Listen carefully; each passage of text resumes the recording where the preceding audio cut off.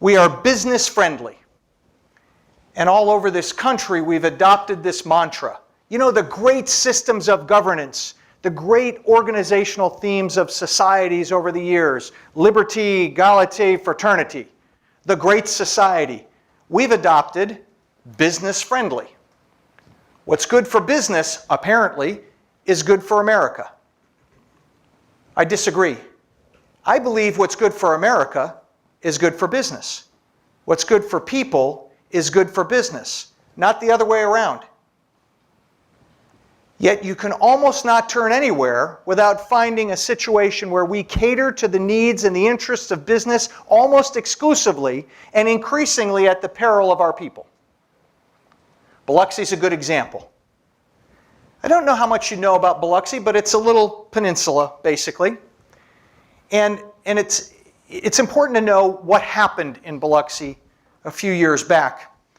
When Katrina came in, it developed effectively a tidal wave that washed across Biloxi and then washed back out and took 7,000 houses with it. Now, New Orleans was devastated. The water rose and stayed for a long time. And then it went away, and what was left was still upright, but it was covered in mold. We understand that. What happened in New Orleans was absolutely terrible. What happened in Biloxi was equally terrible, fundamentally different, and almost secret. That happened in 2005. 7,000 homes went away. Since that time, about 1,000 houses have been rebuilt. A $600 million HUD federal grant given to Biloxi was diverted by the state legislature and the governor's office down the street to rebuild a port. Because we have to support businesses. 7,000 houses went away, 1,000 houses were rebuilt. But interestingly, in 9 months, 9 casinos were rebuilt. In fact, the government in Biloxi gave up the entire waterfront of the whole peninsula to the casinos, so that there's effectively no other commercial property available for development for anything other than casinos. They rebuilt so fast that they're already expanding before the houses have been rebuilt. We have learned in business, and I suspect it's not taught here, a discipline of privatizing profits and socializing costs. Why is it that when you walk into the world's biggest retailer, only 1/3 of the employees have health insurance? Only 1/3 of the employees know that they can take their child to the doc if need be. Yet the shareholders are getting billions and billions and billions of dollars every quarter in profits. Why would that be the case? Because we are expert at privatizing profits and socializing costs. And so into Biloxi went the casinos. They asked the government to allow them not to have to be in the water, but to be on land, and to give up all the land to them so that they could build easily, because what's good for business must be good for Biloxi, even though it's not. And so a block inland from the casinos is still devastation. In fact, we've now closed the public schools on the peninsula in Biloxi. Communities that worked well, that were thriving, nurtured their people, are gone, never to be rebuilt. This is how we responded. These people needed a place to live. The regulators looked the other way. The manufacturers gave them trailers to live in whose walls were soaked in formaldehyde, so the people who lived there developed incredible respiratory illnesses. So that we have 6-year-olds showing up at Medicaid clinics bleeding from the nose. That's what formaldehyde does after a period of time. Okay, so let's get Habitat for Humanity and the Texas Baptist Men's Group and Hope Community Development Agency. Let's all get together and start rebuilding houses, because that's a good thing to do. And so we start swinging a hammer and rebuilding houses, and lo and behold, the drywall comes from China and it's soaked in formaldehyde, because the regulators look the other way and the businesses decide to take advantage. Now, you're not supposed to sell this stuff anymore, but in an environment where the demand is high and the regulators look the other way, businesses do what they can get away with, not what's morally right. And as if that wasn't enough, when a community is struggling to get back on its knees against all odds, and has only one thing left because it can't really own the casinos. Those are owned by somebody else. They just provide low-wage jobs for some people. The only thing this community continued to own was the fishing industry, and that's blown away because the regulators looked the other way and BP decided to let their rig blow up and foul all the waters. How you feeling about Biloxi, Mississippi right now? I spent enough time there to understand that fixing Biloxi is representative of what it's going to take to fix this country and to fix this world, because there is this force out there of businesses doing harm that's almost impossible to overcome. You might ask yourself why we would behave this way. I didn't make up anything I just told you, right? 78% of statistics are made up on the spot. Okay. I didn't make up anything. This is all true. This is all stuff that happened. Why do we behave this way? And I believe it's pretty simple. I believe we are afraid to teach, talk about, encourage, instill, hold accountable for values. And by the way, 3/4 of you just went, oh my God, no, values? Values are divisive. Values are a political wedge instrument. Values are something the red or uses against the blue, or the right uses against the left, or the left against the right. It's not anything like that. It doesn't have to be anything like that. Values are what sustains communities. Values are what sustains communities. We behave always in ways that are consistent with our values. It's not the other way around.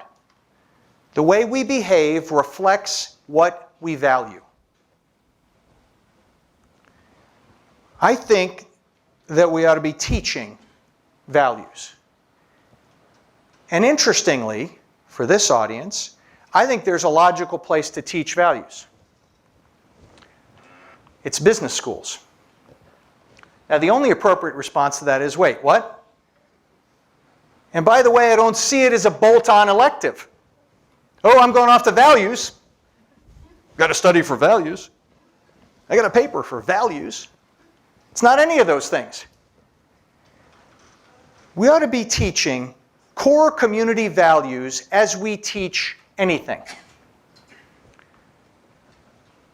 Because we ought to behave in accounting and marketing, in management and leadership, in HR, and whatever it is we do in a way that's consistent with our shared communal values. Now, by the way, Rush Kidder wrote a book called Moral Courage, and he, in that book, kind of shared that he'd been to virtually every nation, every continent, and he found that there were 5 values that were embraced by every community, every culture around the world.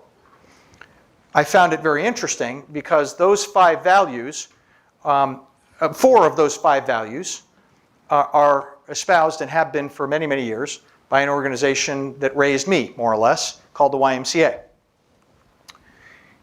I want to get to those because we should be having this conversation.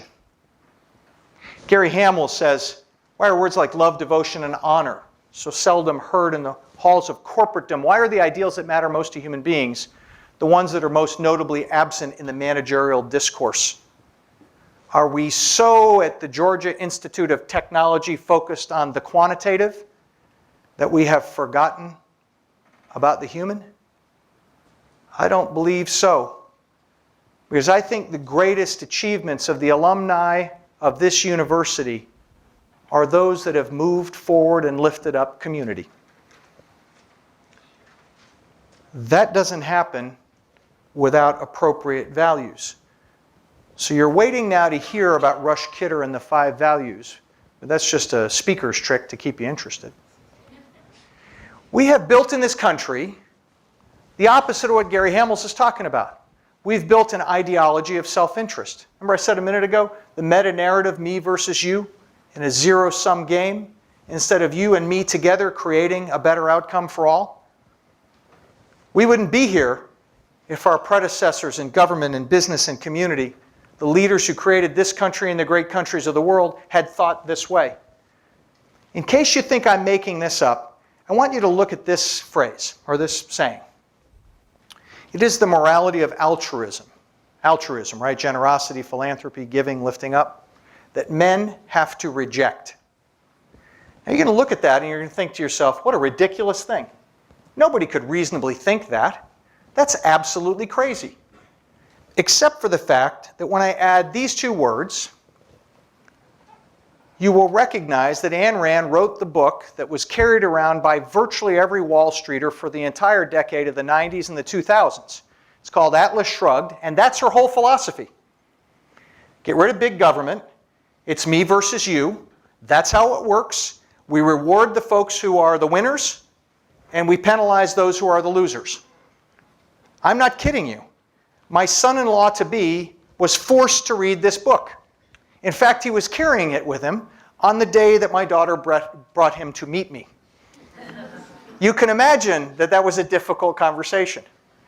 I guarantee you that Matt wishes he had just left the damn book home. But he's recovering. This is the formative theory that drove the people that brought the economy to its knees. Now, the interesting untold story about Ayn Rand is that the person who hated big government, wanted everybody to stand on their own, when she died, was receiving Social Security, and her hospital bed was paid for by Medicare. You can't make this stuff up. This doesn't work to lift communities. It doesn't. In fact, it's fascinating. The guys at Berkeley are doing a bunch of research on this stuff. And what they're finding is when you talk about empathy and compassion and generous social behavior, the people at the bottom end of the economic ranks are more generous, more pro-social, more engaging than the folks at the other end of the spectrum. The people who have the least to give the most. The people who have the most to give the least. So I'm not smart enough to establish tax policy for this country, but I thought it was interesting a couple weeks ago when the president suggested that the part of the payment for the job stimulus plan that he has in mind, which might work or might not work, I have no clue, but it has to be paid for. And as you probably know, one of the ways he offered to have it paid for was to have a small increase in the tax on people who make more than $1 million a year. More than $1 million a year. And the loyal opposition stood up immediately, and they're talking. Do you remember the talking point? The talking point was, that's class warfare.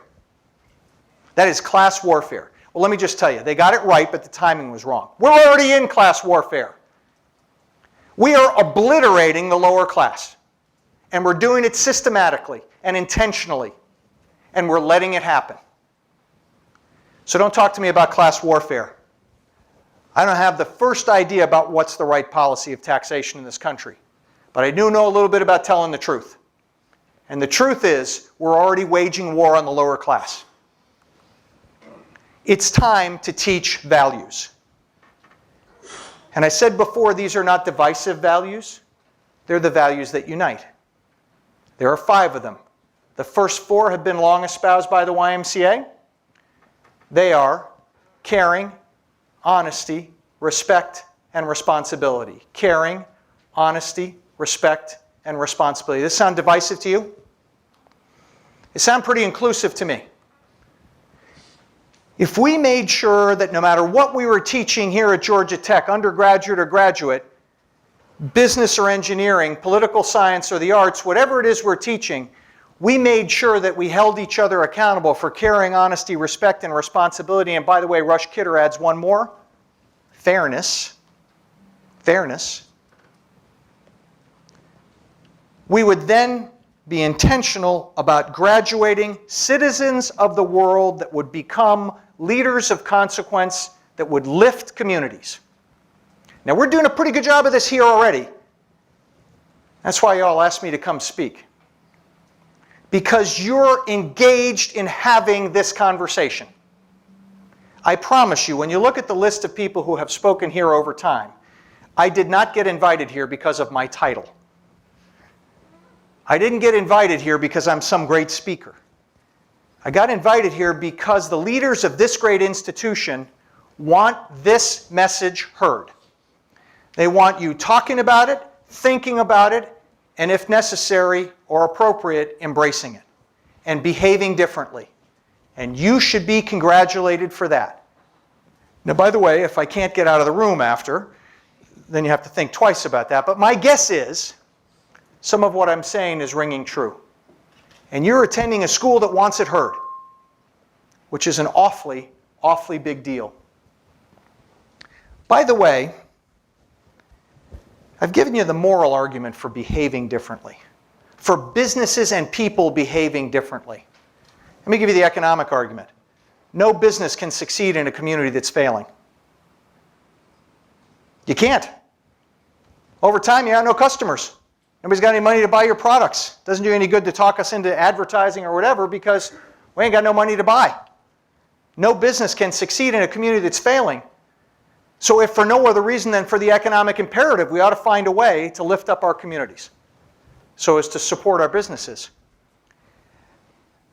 That gives you a moral and economic imperative for businesses becoming a powerful force for positive social change. Lord knows we have seen businesses that are a powerful force for negative social change. I believe the opposite is not only possible, but it's on us. As Jessica said at the beginning, the days of a company being held accountable only for quarterly earnings are gone. We want more. My dad used to say to me day after day after day, I hope you have the blessing of work that has meaning. I hope you have the blessing of work that has meaning. And I promise you, I get to speak on a lot of, I really get to, it's a great treasure. I get to speak at a lot of college campuses. And what I see in you and in other college students, graduate and undergraduate, is great hope, but absolute demand for work that has meaning. You do not want to be a pedestrian stumbling through 30 years of a career and leaving the detritus that my generation is leaving. You want to make a difference. And no longer do you have to make the choice between working for a nonprofit or a for-profit, good versus evil. I want to make a difference, therefore I have to work in nonprofit. I want to make money, therefore I have to work in for-profit. That's going away. It's important to understand that. For-profit companies can make a difference. Porter and Kramer, two professors at Harvard, wrote an amazing article in the January 2011 article of the Harvard Business Review. Graduate business school, not quite on the level of Georgia Tech, but it's not bad. Here's what Porter and Kramer said. And just this way, the article, by the way, is called Creating Shared Value. What they said was this: not all profits are created equal. Those that carry a social benefit are better. Those that carry a social benefit are better. A company that does good and important work that also makes a profit is a better company and deserves our support more so than one that just makes a profit. Coca-Cola is a wonderful company in many ways. But if the reason you exist is to enrich shareholders by selling sugar water, that's not something to be proud of. By the way, I know I'm in Atlanta, just in case you thought I lost sight of where I was. We'll talk about where Coca-Cola fits on the spectrum of social responsibility in just a minute. But I would tell you that it's essential in the next wave of businesses in this world to understand how to attack the most important social problems and get paid for it so as to be sustainable. It's a pretty simple construct. Porter and Kramer say, hey, listen, consumer appetite is gone because easy credit is gone. We better find a different way to have businesses run. Why don't we attack the most important social problems and find a way to provide clean water in sub-Saharan Africa and find a way to make sure that people in America have adequate housing or that we have sustainable energy solutions? What a good idea to get paid for stuff that actually makes our country and our world a better place. That's the revolutionary idea of Porter and Kramer around creating shared value. And it's important for us to understand it because that's what's going to work over time. It's not about shareholder value. It's just not. And by the way, there's only been a short period of time where it really has. I apologize, my generation screwed things up. But my dad's generation didn't, and yours won't. It isn't about shareholder value. Profit exists for only one purpose. It is a metric of sustainability. And by the way, whether you're a for-profit company or a not-for-profit company, I'm still talking about profit. A nonprofit calls it something else. A nonprofit calls it a fund balance or a surplus or a reserve. Fine. It's a profit. The issue is we have to be financially sustainable and not apologetic about it. The best nonprofits that I know of are highly disciplined, highly quantitative, highly professional, highly effective. By the way, the best for-profits I know of are high mission. The Skoll Center has a great way of thinking about this. They call it social enterprise or social entrepreneurship. And they say this is the product of individuals, organizations, networks, but here, listen. They challenge conventional structures causing inadequate provision of social goods. The inadequate provision of social goods. By addressing these failures and identifying opportunities for better alternatives. Let me just cut through that for you. This is when we come together. I'm going to use this not because I need to, but I'm a guy and it's an electronic gadget. Okay, so bear with me for a minute. Isn't that cool? All right. So what we're going to do is we're going to get together. We're going to recognize that there's some stuff that creates a gap. We're going to address these failures. Read, we're going to tell the truth. And then we're going to find a better way. That's what a social enterprise does. You come together, you tell the truth, and figure out a better way. You know some of them. Maybe you're wearing a Timberland product. In case you're interested in figuring out what social enterprise is about, go out to the blogosphere and read the last blog post of Jeff Swartz, who retired last week as the CEO of Timberland. Timberland was purchased, and Jeff Swartz stepped away. Read his last post as CEO because it's incredibly inspiring about what's to be and what's possible. His reflections on what they accomplished and what he has left to do. You probably know Seventh Generation and Burt's Bees. Interestingly, Burt's Bees is a Durham, North Carolina company. The guy who ran Burt's Bees for a long, long time is a great friend of mine, John Replogle. He is now CEO of Seventh Generation, a wonderful company that makes household products. These are terrific, responsible, impactful companies. Burt's Bees, interestingly, you know what they make, right? Personal care products, lip balm and toothpaste and a lot of those kinds of things. A lot of it wax-based and honey-based. And so what they did was they said, you know what? There are some areas in the world that are wonderful for keeping bees. And so they went into Africa and they created whole communities around keeping bees to create products for Burt's and others. And they created sustainable economies. And their platform is to sell the products that are as a result of those things. Sounds like a pretty good purpose to me. Yvonne Chouinard runs Patagonia. Maybe you're wearing a Patagonia product right now. It's a company that makes wonderful stuff. About 7 or 8 years ago, Yvonne wrote a cover note in his catalog. And in the cover note it said, listen, I need your help. We try to be environmentally responsible, try to use organic cotton and do all those kinds of things. But the problem is no matter what we do, every piece of clothing we produce causes environmental harm. So I'd like you to do me a favor. Buy less of my stuff. Buy less of my stuff. You like my shirt in white and blue? Terrific, that's enough. Don't buy it in red, green, yellow, and orange. Now, if you want to pass the catalog along and have a friend buy it, that's okay, but you don't need to stock up. We make our stuff to be durable. Wash it if you need to, but stop buying so much of my stuff. An amazing guy. An amazing guy. Yvonne Chouinard is incredible. When I started the Redwoods group about 15 years ago, and I was having a conversation with Yvonne, founder to founder. And I said, what is the most important thing a founder of a company needs to bring to the table? I thought I'd get a long lecture on all the various skills I had to have, whatever. You know what he said to me? ADD. You got to have ADD. You got to be focused on a whole ton of stuff. Now, apparently that didn't go over well with this group. Nobody has ADD in this room. But for those of us that do, he said about 15 years in, you got to start taking your medicine. Which means you got to start getting focused. Well, that's a lesson I learned that I just share with you, but you take it if you like. Well, interestingly, it doesn't end there. Dow, which is not necessarily the most responsible company in the world, but is learning, decided, you know what, all these solar arrays don't work. A lot of homeowners, it doesn't work for them, so let's find a different way to do it. So what they came up with is shingles that are the size of regular roofing shingles, literally. And they go on the roof just like regular roofing shingles do, and they provide a source of power. And by the way, the investment pays off with no tax benefits in 20 years. Now you say, oh, 20 years? Well, wait a minute. This roof lasts 20, 25 years. So it works and it gets you off the grid to an extent. What an amazing thing.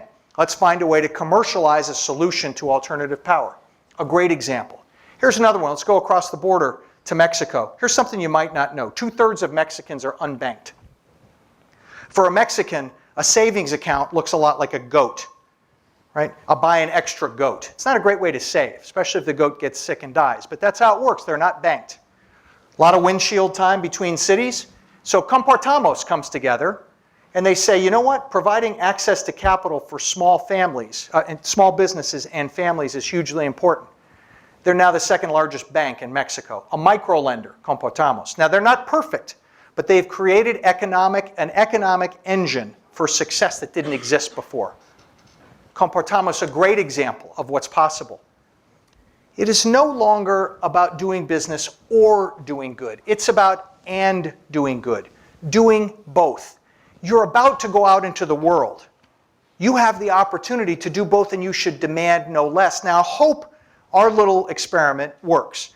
We said 15 or 16 years ago, kids were dying and being sexually abused at an alarming rate. And too often, the child serving provider, the place they spent their time after school or at camp, was engaged in some way in not watching the water or not providing adequate supervision. We thought we could stop the drownings from happening and stop or at least reduce the incidence of sexual abuse by building a company that would literally love, serve, and transform those child-serving organizations using the platform of insurance. Because we'd have a lot of data about the bad things that happen. We could use the data to help the organizations change what they did. We would, as a result, have fewer people injured. That's what's happened. Our model looks like this. Literally, that came off a cocktail napkin a really long time ago, although my artwork wasn't quite as crisp as it appears here. The important thing here is we founded the company not to make money. The reason the company exists is to serve. The company exists to stop people from being harmed. But it says we have to have a sustainable profit. Why? Because if we don't have a sustainable profit, we don't exist. It is a metric of sustainability, not an end. The end is, how many lives did we save? I have to tell you, if you work for Redwoods, quite frankly, you don't come to work every day saying, how can I make Kevin wealthy? I'm Kevin, by the way, in case you missed the introduction. You come to work every day saying, if I do my work well, can I save a life? That tends to focus the mind. It tends to help you to understand that you're engaged in something way bigger than yourself. We say it all the time. It isn't about me. It's about the bigger cause. And so where we're going is hopefully a change to the way business is perceived. Now, there are a couple of pretty significant organizations that have seen fit to recognize us as being worthy of mention. Big deal. I know that Coach K isn't your favorite basketball coach, but there's something he says that I love. One of the things that is really a focus of Mike Krzyzewski's view of life is 2 words: next play. I don't really care too much about what happened in the past. So if I missed that shot, right, or I fouled that guy beat, whatever, next play. We go on. So great. Thank you, Wall Street Journal. We got much more work to do. By the way, thinking that we're one of the top workplaces in the country is almost hilarious, given how much we still have to do. So I mentioned Coca-Cola before. Coca-Cola is running a good business. The good thing about that is that people at Coca-Cola largely have pretty good job security because the company has been successful. That's a great thing. Terrific. Coca-Cola also gives something back, right? They're generous in the community. They write checks to the arts and to all kinds of different social service organizations. That's a great thing. Good. They're moving up. That's a really wonderful thing. Now we begin to get dicey. Be a good neighbor means subordinating the self to lift up others, finding a way to create strong community. It isn't just about writing checks, and it sure isn't about cause marketing if you're learning about that. Because if it's all about cause marketing, then who's going to speak for people in sub-Saharan Africa? Because that's not cool. So this is about the selfless support of building community. The next is to step up and say, I'm going to run my business in such a fundamentally different way that it will stand the test of time. It will bear scrutiny. So when you look at our website, for instance, there's an enormous social audit that's bigger than our financial audit. From an outside organization that comes in and says, are they walking the talk? And by the way, I'll save you the effort, what ours says is we do some things well and some things not so well. We got work to do in some areas. Moving up, it says let's make our own industry, behave differently. So we do a nice job with YMCAs and Jewish community centers and nonprofit camps.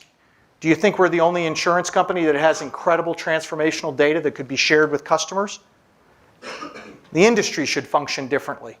And so lots of times I have this conversation with rooms about this size with people who run insurance companies. Because that has to happen. We can be a powerful force for positive social change. And the final piece is just change the way business is conducted. And if you think that's not possible, think about what happened when we started with time and motion studies in the assembly line. We changed the way business was conducted. And I believe we're in the process of changing the metrics by which business success is judged. So, you're all taking notes, that's great. There are 4 habits, I think, of socially responsible companies. And I think we can measure each of us along this continuum. Here's the first one. And without this one, the conversation is over. We have to start with a socially beneficial mission. That's where we start. Is the reason I exist to lift up community in some way? Am I addressing the most important social problems? If I'm not, I can be a nice business, that's fine, but I'm not a social enterprise and I'm not socially responsible. Socially responsible businesses recognize their contextual environment, where they operate, what's necessary, and they address those. If it's a global company or a local company, we're working to fix the most important social problems. That's the first thing. Now, what might appear to be different is the second thing, which means I have to be profitable. Now, again, this is a nonprofit or a for-profit. I have to be financially, as an organization, financially viable. Otherwise, I can't be here to serve. And I can't be apologetic about it. If we're in the nonprofit world, we're doing important work, that's terrific, but I can't show up competing for capital, wearing Birkenstocks and tie-dye, eating granola, and hoping that it's going to work out okay. I have to be highly disciplined, highly professional, very effective. That's how it works. Thanks for getting that joke, by the way. We have to be profitable, disciplined, quantitative. And once we establish that, then we have to do what Maslow taught us to do. We have to take care of our people. We have to have progressive employment practices. Maslow taught us that if people's most important, most basic needs aren't being met, they can't think communally. Not they won't, they can't. If our people are worried that they're going to lose their job, or they can't take their kid to the dock, or they can't pay their mortgage or rent payment, or they can't retire with dignity, then they can't think communally. And if our business is focused on doing social good, they have to think communally. If our people haven't been taken care of, they can't work our mission. I have to tell you, I see socially focused nonprofit and for-profit organizations with brutal work environments. And the rationale always is our mission is so important that our people will work for less than they could otherwise get another. They'll endure difficult conditions because our mission is so important. Ask a teacher. The problem is you can't sustain that. My daughter is 25 years old. She's in her 4th year of teaching in a devastated neighborhood in the Bronx. She's also halfway through her master's at Columbia. I have to tell you, I've been in her class 25 times. I don't know how she does it. Everybody has to have an idol, right? My dad used to be my idol, and he's gone. My idol's my daughter. I don't know how she responds every day when she walks in alone to a class of 29 kids, a third of whom are homeless, and does what she does in the environment she has to work in, where to get a pane in her window fixed takes 5 months, in the Bronx where the winter wind blows in and the kids have to study in their coats and gloves. You can't sustain that. And then we say, why do all the great teachers leave in 2 or 3 years?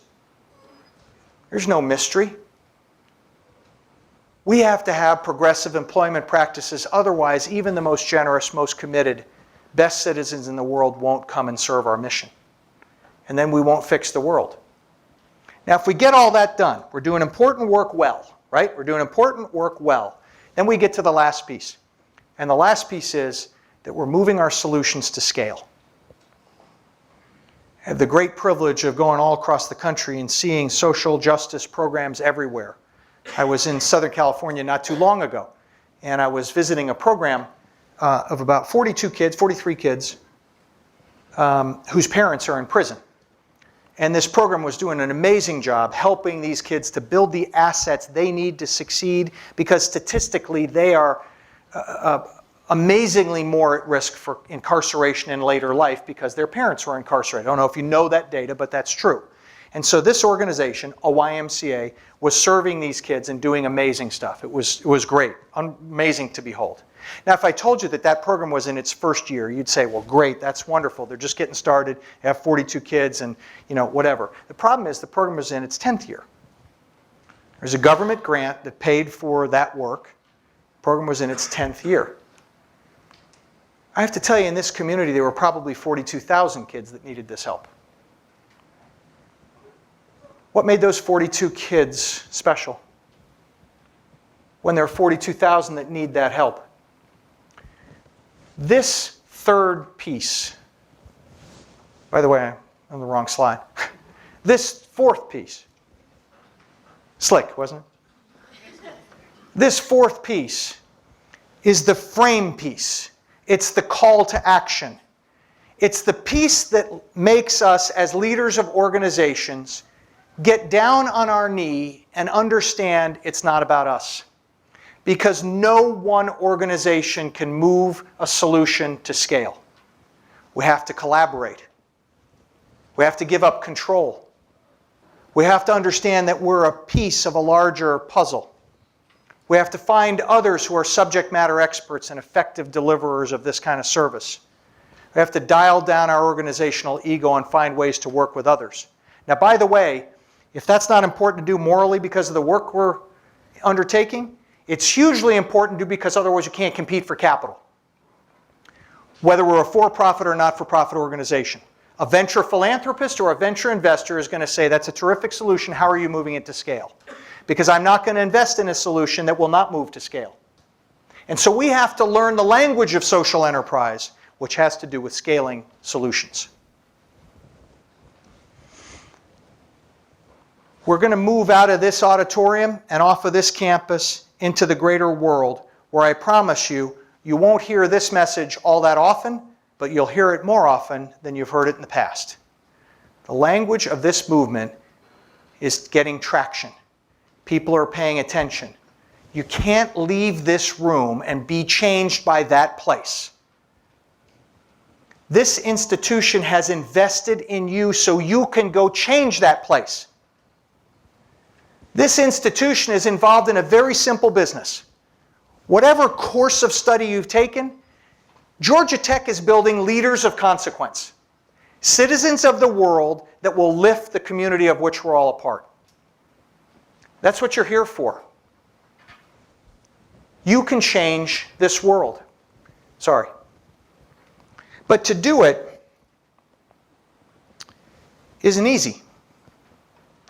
You can just imagine the conversation I'm having delivered in a small room, a boardroom, a meeting room, a dinner, a business breakfast, where you're the one that calls for what's morally right.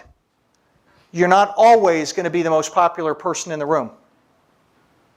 Delivering this message requires nothing short of moral courage. Moral courage. The best definition or description of moral courage that I've ever heard comes from a speech that Bobby Kennedy gave in early 1960s in South Africa when he was talking to that country's, effectively, Peace Corps. A group of young people that were going to go out to the world and help, serve, right? He said that you're going to have to deliver some tough messages and do some tough work. It will require moral courage.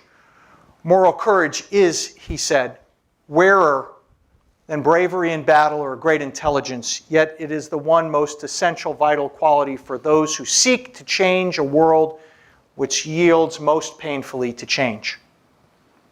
We have to stand for something significant and enduring, and it has to be what drives our every fiber, because we have to change a world which will yield most painfully to change.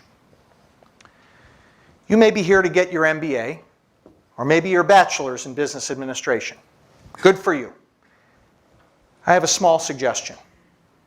When you think of MBA or BBA, I'd like you to think about MMC instead.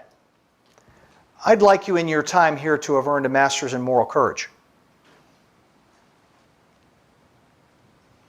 I'd like you to feel called, compelled, and qualified to lead from that place. Because we need no less. We have to have no less. There is great hope in you that you don't even know about. I talk to people of my generation all the time, and we are all inspired by what you want. Because what you want is work that has meaning, a life driven by values, a community that celebrates and embraces and benefits from diversity.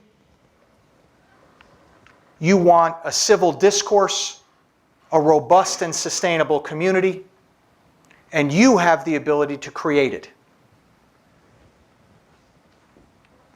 We need a sea change in thinking. Atlanta's own Dr. King, in the early 60s, was talking to the Southern Christian Leadership Conference, a group of pastors. And he heard report after report of folks who said, we're making progress, one step at a time, things are a little better, good stuff is happening. And he stood up and ripped the paint off the wall in his speech at the close of the conference because he said, that's not enough. The problems are bigger than can be handled by doing a little bit. He said, let us not be tranquilized by the narcotic of gradualism. Let us not be tranquilized by the narcotic of gradualism. Dr. King was right, and 50 years later, we have to learn from those words again. You all have incredible potential as human capital, as moral capital. Go, lead, lift, serve, and save the world. Thank you.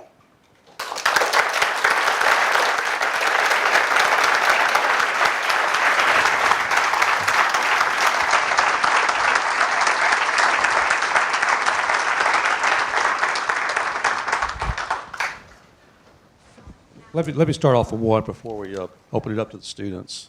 Excuse me? Okay, I'll come back.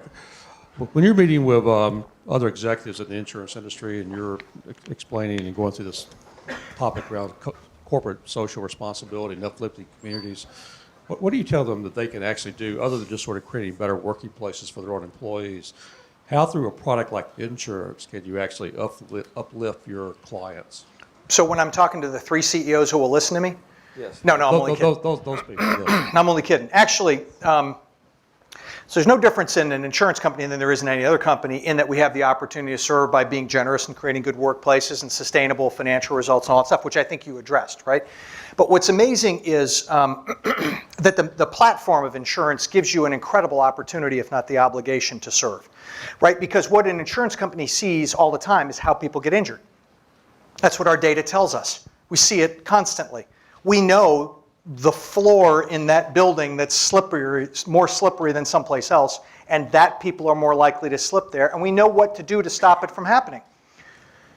The insurance industry typically uses that data for what's called pricing and selection, or underwriting, right? So we know what kinds of flooring surfaces should drive a higher price, or in fact make you ineligible to be insured by our company or our program. That's fine, there's nothing wrong with that. But we ought to unlock that vault of data, get together, share it as much as possible, and then share that with folks who have those kinds of exposures and help them to change what they do. Now, by the way, this happens. right? When you get in the car to drive home tonight, you'll buckle your seatbelt, thank you, insurance industry. You'll put your hands on the wheel to be an airbag in the center of the deal, thank you, insurance industry. If you bump into somebody, it won't hurt very much or cause too much damage to your car because of the bumper that's energy absorbed. You understand what I'm saying? We do this all the time.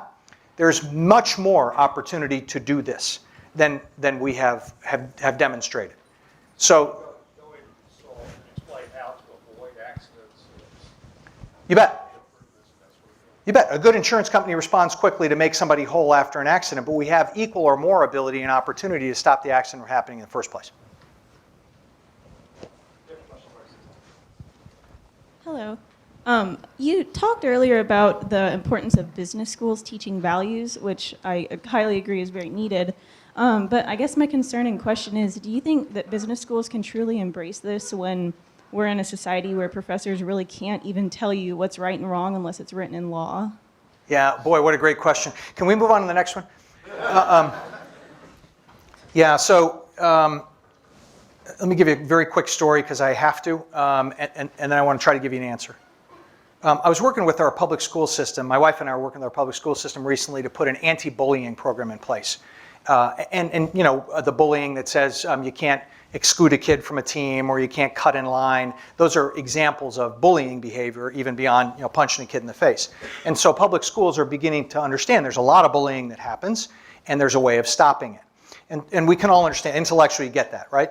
And so what has to happen is at some point you have to have a reason that you're asking kids to behave this way instead of the other way, right? At some point, kids are going to say, why? Why do I have to do that? And it's at that point that the sustainable anti-bullying program responds by saying, well, because we as a community value respect, and respect is why we treat each other this way, right? I mean, so you only can solve this sustainably in a values environment. The other way to solve it, which is the wrong way to solve it, is to say because it's the rule, right? So what that means is, so I won't bully Tommy here, but at 2:20 I'm free to do all the bullying I want, right? Because there's no rules later, right? So if we build a bunch of kids who grow up just following by the rules, we end up with Wall Street. I'm sorry. We end up with people who don't understand how to solve difficult conflicts by behaving in a way that reflects shared communal values. So what are you asking me? The values that I'm talking about are not the kind of values that would be prohibited in any way in this community. In fact, I think an important part of any class ought to be agreeing on what it is we value. Now that's a conversation that can and should take place everywhere in this institution and every place else. Because what we're not talking about is, do we support same-sex unions? Unfortunately, when people hear values, that's what they think the conversation is going to. That's not the point. And so my sense is that this institution is engaged in or ready for the conversation about how do we agree on what we stand for. There's an honor code on the back wall that everybody walked by when they came in here. And it calls on you to do the right thing. I don't believe it calls on you to do the right thing just when you're sitting in a class with a blue book in front of you. I think it calls on you to behave in a fundamentally different way than you might otherwise, because you value honesty. You've agreed on that. And by the way, when you graduate, that doesn't mean you're now no longer subject to that code. You represent Georgia Tech. That honor code is for life. So this conversation is already happening at Georgia Tech. Now, that may be me being naive, but I don't think so. Is that a fair answer? Thanks. Sure. You talked a lot about how... Where are you coming from? Oh, okay. Right here. Sorry. My name is David Vigil. I'm a fourth-year business administration major. And I was curious, you talked a lot about leading others, serving others. And what specifically in your life led you to place such a large focus on that? Like, you talked a lot about the experiences of Biloxi, Mississippi. But what else? Was there one defining moment? No. Thanks for asking the question, by the way. There wasn't one defining moment. I think I mentioned what my dad did for a living. And my mom was an amazing moral presence in my life. My mom and dad, I think every day they said to me, of those to whom much is given, much also is expected. Now, I think they said that to me because I needed a lot of reminding. But honestly, I was raised in a family to understand it just wasn't about me, that we had the obligation to serve. And I have to tell you that we all have the opportunity to build that in our families and to build that among our peer groups. So when I got my allowance, whatever it was, I couldn't get it from my dad's hand until I said to him, he would say, "What are you going to do with this?" And I would say, "I'm going to save some, spend some, and give the rest away." Every week for years and years, that's what I had to say. So I got 10-year-old twins. They get $10 of allowance, which I think is outrageous, but it is what it is. A lot of time I have to borrow money from them. How do you think they get the $10 from my hand? I'm going to save some, spend some, and give the rest away. That's kind of how it works. And so I was blessed to grow up in a family that, that made it really clear that I was going to be called upon to serve, if not to lead. The leadership part came mostly from my dad, who said, "Look at what you've been given. Not everybody's been given this. You better understand you have some skills that call on you to change the environment that you're in. Don't be a," he used to say all the time, "don't be a pedestrian, right? Take the wheel." And so anyway, that's a long story. It's just how I grew up. We moved from place to place, because that's what you do when you work for the federal government. And we'd go to the next place. We'd find our church in the YMCA, and I had a home. And I have to tell you, the folks at the YMCA raised me. They had a lot to do with how I grew up. And they called me, they held me accountable for behaving in a certain way. And I think most of us have had that connection. I mentioned London, disconnected youth. There's disconnected youth all over this country and all over the world. And part of what we have to do is create those kinds of environments for people. I benefited, I am who I am because of that environment. I'm not special. I just grew up in that environment. People who didn't grow up in that environment will behave differently. But we have to help them find the ways to reach out to them as early as possible to help them understand how they're called to behave too. Hope that is a fair answer. We have a question.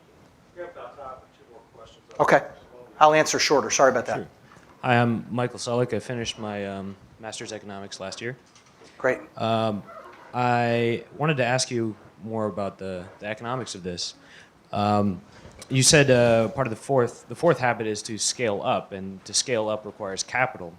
Requires And- what? Capital. Yeah. And of course, to chase capital, you have to become more and more efficient as you get larger and larger, more efficient than your competitors. And how do we solve the contradiction between increasing efficiency and supporting being altruistic towards our communities? Yeah, it's a great question. First of all, you're way more qualified to answer the economics question on this than I am, given your studies. But I want to help you with one piece of it. It sounds to me like from your question, and if I got this wrong, let me know. But it sounds from your question like you're focused on financial capital. Okay, we got to provide a certain return on the capital, or else we can't compete for the capital. I want you to hang on to that for a second. When I talk about capital, there are multiple forms of capital that are required for scaling. Certainly financial capital can be one of the things that we really need. I get that. But the other forms are, I think, particularly in the aggregate, more important. Social capital, knowledge capital, human capital. I'll give you an example. Today there are YMCAs all across the country that are engaged in trying to find ways to prevent childhood sexual abuse in their communities. I didn't say in their buildings, in their communities. Now the Y has the power to convene, right? I mean, the Y is a widely recognized brand, it's safe, it's a great place to come together and have good discourse. There is a technology that has been developed by a nonprofit in Charleston, South Carolina called Darkness to Light. It is a community engagement strategy for child sexual abuse prevention.